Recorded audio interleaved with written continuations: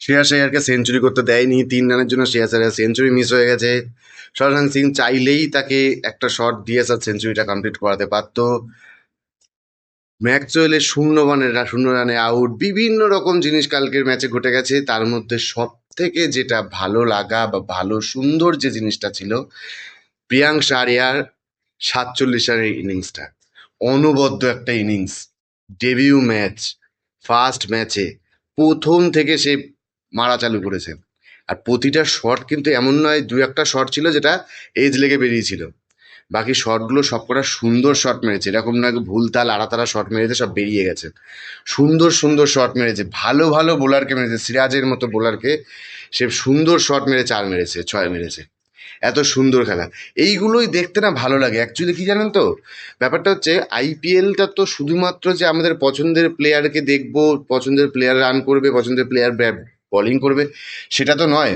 সেগুলো তো অবভিয়াসলি আছে, তার সঙ্গে যে তাদের টিমে যে নতুন নতুন ছেলেগুলো আসছে, যারা আমাদের দেশের ভবিষ্যৎ, ইন্ডিয়ার টিমের ভবিষ্যৎ, তাদের যে খেলাগুলো, তাদের নতুন নতুন ছেলেগুলোর যে মানে ইচ্ছে শক্তি, তাদের যে অ্যাডমায়ার করার মতো ক্ষমতা, সেই জিনিসগুলো ভাবার মতো, দেখার মতো, এই জিনিসগুলো সব থেকে বেশি ভালো লাগে। এগুলো খুব সুন্দর লাগে।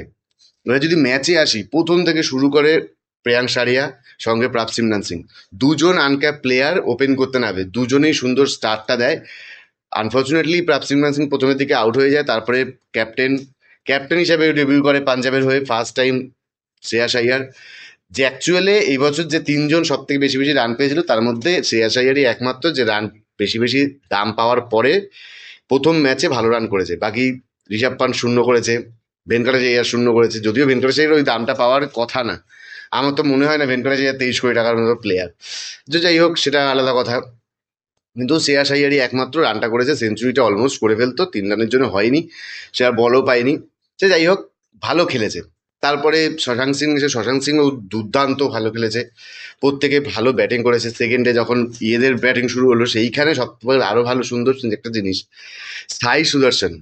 আমি ছেলেটাকে যত দিন ধরে দেখছি আইপিএলে, প্রত্যেকটা ম্যাচে, হয়তো একটা দুটো ম্যাচ এদিক ওদিক যায়, প্রতিটা ম্যাচে সুন্দর খেলে। আর ওর যে টাচটা, স্কিলসটা অত্যাধিক সুন্দর। কোনো শট এরকম ভুলভাল শট মারে না, সুন্দর শট, সবকটা অ্যাকুরেট শটগুলো মারে, পুরো ক্লাসিক্যাল শট মারে। ও ছেলেটার খেলাটা দেখতে খুব ভালো লাগে। আন্ডাররেটেড, খুব একটা বেশি ওর নামটা ফলাও হয় না, মিডিয়াতে প্রচার হয় না, কিন্তু আন্ডাররেটেড থেকে যায়। কিন্তু ছেলেটা দারুণ খেলে যায়। যে যে ম্যাচগুলো যেতে ও খেললে সেখানে একটা মানে ভেতর থেকে শক্ত করে দিয়ে যায় বলে সেই ম্যাচটা অতটা ইজি হয়ে যায়। কিন্তু তার নামটা সব সময় সামনে আসে না, শুভমান গিল, রাশিদ খান, আরো আরো বড় বড় প্লেয়ারদের চাপে ওর নামটা বাইরে আসে না। কিন্তু ছেলেটা কিন্তু দুর্দান্ত খেলে, কালকেও খুব সুন্দর খেলেছে, বাটলার খুব ভালো খেলেছে, কিন্তু লাস্ট অব্দি ফিনিশটা করতে পারিনি। রাদারফোর্ডও ভালো খেলেছে। রাদারফোর্ড দুটো তিনটে বল ওই ডট করেছে, জিনিসটা একটু হাইলাইটস হয়ে গেছে যে অ্যাকচুয়ালি বল দুটো খুব বাজেভাবে ডট হয়েছে। সেই বলগুলো ডট হওয়ার জন্য রাদারফোর্ডের এটা হাইলাইটস হয়ে গেছে, কিন্তু আলটিমেটলি রাদারফোর্ডের পারফরমেন্স দেখবেন, রাদারফোর্ডের পারফরমেন্স কিন্তু খারাপ ছিল না, ভালো রান করে গেছে, কম বলে ভালো রান করেছে। ওই দুটো বল যদি ডট না কিন্তু আরো ভালো রান করতে পারতো হয়তো। আলটিমেটলি কিন্তু রানটা অনেকটা বেশি ছিল, সেই অব্দি কন্ট্রোল মানে রাখতে পারিনি, তার জন্য লাস্টের দিকে কি আর হয়ে ওঠেনি। কিন্তু ম্যাচটা কিন্তু দুজনে মিলে ভালো ফাইট দিয়েছে, সুন্দর খেলা হয়েছে। কালকের খেলাটাও ভালো ভালো ভালো খেলা হয়েছে।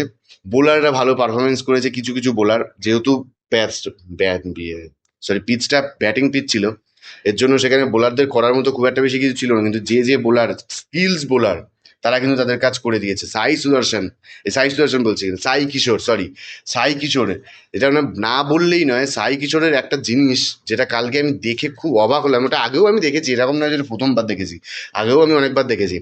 সাই কিশোর এরকম হ্যাট্রিক হয়ে যাচ্ছে, দুটো পরপর উইকেট নিচ্ছে, তার মধ্যে কোনো রকম মানে এক্সপ্রেশন এত খারাপ হওয়ার কোনো রাস্তাই নেই। সে উইকেট নিচ্ছে, চুপচাপ হেঁটে যাচ্ছে, চুপচাপ চলে যাচ্ছে, অন্য লোকে এসে তাকে নিয়ে এনজয় করছে, কিন্তু তার মধ্যে সেই সেলিব্রেশন, সেই অ্যাগ্রেশন কিচ্ছু নেই। এই জিনিসটা হচ্ছে প্রমাণ দেয় যে একটা বড় প্লেয়ার যে আগের দিনে আগে বড় হতে পারে, বড় হওয়ার চান্স আছে, যে সে কত শান্ত, কতটা পিসলি, কামলি জিনিসটাকে সামলাতে পারছে। এই জিনিসটা দেখার মতো ব্যাপার। খুব ভালো লেগেছে যে পরপর 3খানা উইকেট নিয়েছে, ভালো ভালো উইকেট নিয়েছে, কোনোটা বাজে উইকেট নেয়নি বা বাজে বলে আউট হয়নি, ভালো ভালো উইকেট নিয়েছে, ভালোভাবে বল করে উইকেট নিয়েছে। ওই যে বললাম স্কিলস যারা বোলার ছিল তারা কিন্তু তাদের কাজ করেছে, ভালো বল করেছে। সব বলে হয়তো ভালো বল করতে পারেনি, রান খেয়েছে, কেন পিচটাই ছিল ব্যাটিং পিচ, সেখানে রান খাবেই, কিন্তু তারা তাদের কাজটা কিন্তু করে দিয়েছে এরকম। সুতরাং আলটিমেটলি ম্যাচটা, টোটালি ম্যাচটা খুব ভালো ম্যাচ গেছে, খুব ভালো খেলা হয়েছে, দেখে মজা লেগেছে, পরিষ্কার কথা, দেখে মজা লেগেছে। আচ্ছা, আর একটা ব্রেকিং নিউজ দিয়ে দিই লাস্টলি, নট লিস্ট। আবার হয়তো কোনো টিম 2 বছর কি 3 বছর কি 1 বছর বাইরে যেতে চলেছে, মানে জেলে যেতে চলেছে, যেটাকে আমরা বলে থাকি ইয়ার্কিতে, কিন্তু অ্যাকচুয়ালি হচ্ছে ব্যান হতে চলেছে আই থিঙ্ক।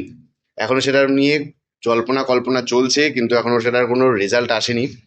যেটা কোন ম্যাচ নিয়ে বলছে সেটা অনেকেই বুঝে গেছেন, যারা বোঝেননি তারা একটুখানি খোঁজ খবর নিন, আমি কদিন পরে এটা কনফার্ম হয়ে গেলে আমি সেটাকে নিয়ে ভিডিও বানিয়ে বলে দেবো, বাট এখনই আমি বলতে পারছি না।